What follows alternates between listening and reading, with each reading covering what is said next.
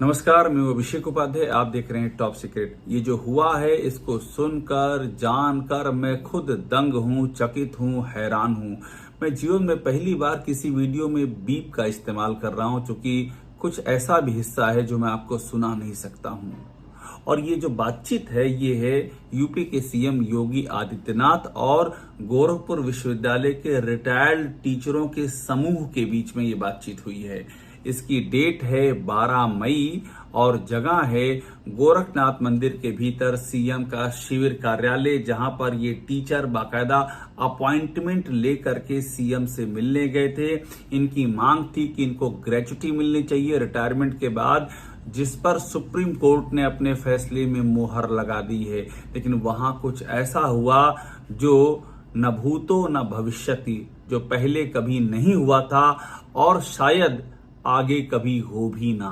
वहां जिस तरह से सार्वजनिक तौर पर उनसे योगी आदित्यनाथ ने जिस भाषा में और जिस लहजे में बात की, वो इस कदर अकल्पनीय है कि मुझे बीप का इस्तेमाल करना पड़ गया है। और बड़ी बात यह है कि इन टीचरों की जो अगुवाई कर रहे थे प्रोफेसर चितरंजन मिश्रा, जो उत्तर प्रदेश आवासीय विश्वविद्यालय शिक्षक महासंघ के अध्यक्ष भी हैं, उन्होंने भी योगी की आंख में आंख डाल करके योगी आदित्यनाथ को जवाब दे दिया सबके सामने। बात इतनी बढ़ गई कि बीच बचाव करने के लिए जो स्टाफ थे सीएम के, उनको बीच में आना पड़ा और किसी तरह से इस डेलीगेशन को और सीएम को दोनों को अलग अलग किया जा सका। ये हैरान करने वाला वाकया आप जानिए। प्रोफेसर चितरंजन मिश्रा का मैंने इंटरव्यू किया है, उनका इंटरव्यू सुनिए। पहले इंटरव्यू की खास बातें सुनिए और फिर पूरा इंटरव्यू सुनिए, और उसके बाद ये सोचिए कि इस उत्तर प्रदेश में चल क्या रहा है। कि आप जब गए सीएम के सामने तो क्या रुख था वहां पर, आपकी मांगों पर उनका क्या रुख दिखा उस समय? मुझे कहते हुए बहुत दुख हो रहा है कि उनका रुख बहुत नकारात्मक था, और मुझे यह कहते हुए भी बहुत दुख हो रहा है कि हमारे प्रतिनिधि हैं, हमारे विधायक हैं, लेकिन उनका रवैया बिल्कुल जनप्रतिनिधि की तरह का रवैया था ही नहीं। कि मैं बताऊं, उन्होंने जो बातें कही वो बातें मैं दोहरा नहीं सकता हूं, और उसको कुछ बातें मैंने पब्लिक डोमेन में डाल दी। उनसे जो बातचीत हुई, जैसे उन्होंने जब ये कहा गया कि माननीय न्यायालय ने फैसला कर दिया है, तो उन्होंने कहा कि सब फैसले को मैं नहीं मानने के लिए विवश। क्या कोई जनप्रतिनिधि इस भाषा का इस्तेमाल पब्लिकली कर सकता है किसी ऑफिशियल डेलीगेशन से? जिस डेलीगेशन को बातचीत के लिए उन्होंने आमंत्रित किया था, समय दिया था, हम लोग समय लेकर उनके मुख्यमंत्री कार्यालय से हम लोगों को फोन करके बुलाया गया कि आप लोग आइए।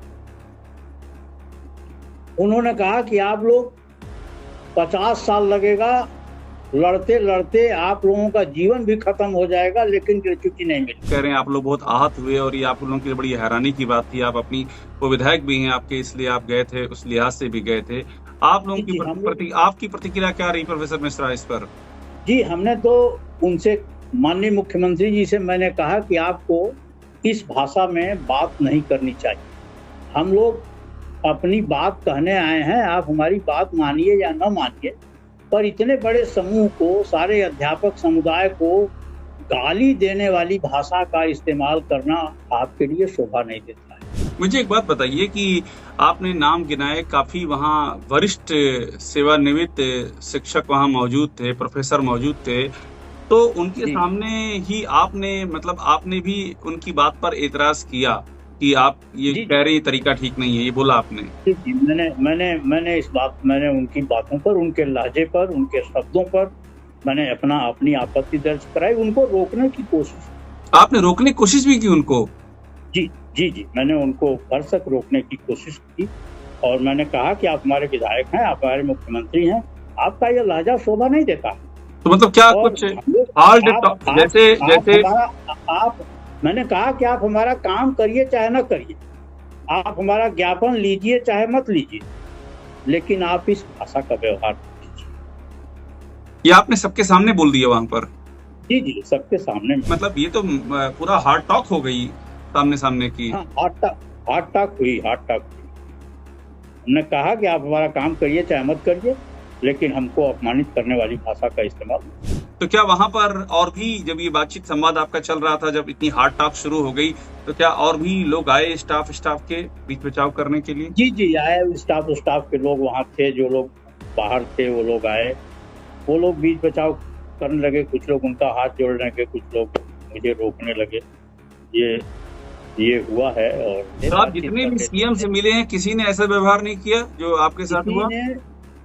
किसी ने इस तरह का व्यवहार कभी नहीं किया। सब लोगों ने जिस शालीनता से, जिस इज्जत से बात की, वो मतलब एक सभ्य समुदाय का एक तरीका होता है। और जिसने भी बात की, चाहे नारायण दत्त तिवारी रहे हों, वीर बहादुर सिंह जी रहे हों, मुलायम सिंह यादव रहे हों, विश्वनाथ प्रताप सिंह रहे हों, कल्याण सिंह रहे हों, अखिलेश रहे हों, हमारी भेंट सभी मुख्यमंत्रियों से हुई है, डेलीगेशन में हुई है, कई बार अकेले भी हुई है, लेकिन सब लोग सर करके बात करते रहे। मुझे तो लगता है कि सड़क पर चलने वाला आदमी इस तरह की भाषा में किसी दूसरे से बात, जिस तरह से आप लोगों से, जिस तरह से आप उनसे बात की गई, वाला आदमी भी, झाड़ू लगाने वाला आदमी भी इस भाषा में किसी मिलने वाले से बात करता। मैं ये बात जानता था कि वो थोड़े जबान के कच्चे हैं।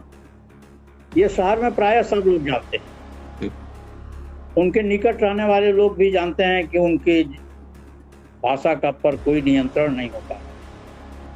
लेकिन वो एक औपचारिक संगठन के प्रतिनिधियों से बातचीत करते हुए इस भाषा का इस्तेमाल करेंगे, यह एक हैरान कर देने वाली बात है। आप बहुत ही सीनियर हैं, आप लंबे समय से विश्वविद्यालय के एक बहुत ही प्रतिष्ठित महासंघ के आप अध्यक्ष रहे हैं। आपके लिए व्यक्तिगत तौर पर ये कितनी ये दुख और निराशा की बात रही, ये जो आपने मेरे लिए बहुत आहत करने वाली बात है, और मेरे लिए ये बहुत शर्मनाक है कि वो मेरे प्रतिनिधि हैं। मेरे लिए उससे भी ज़्यादा शर्मनाक है कि वो इतने बड़े प्रदेश के मुख्यमंत्री हैं जिसका मैं नागरिक हूँ।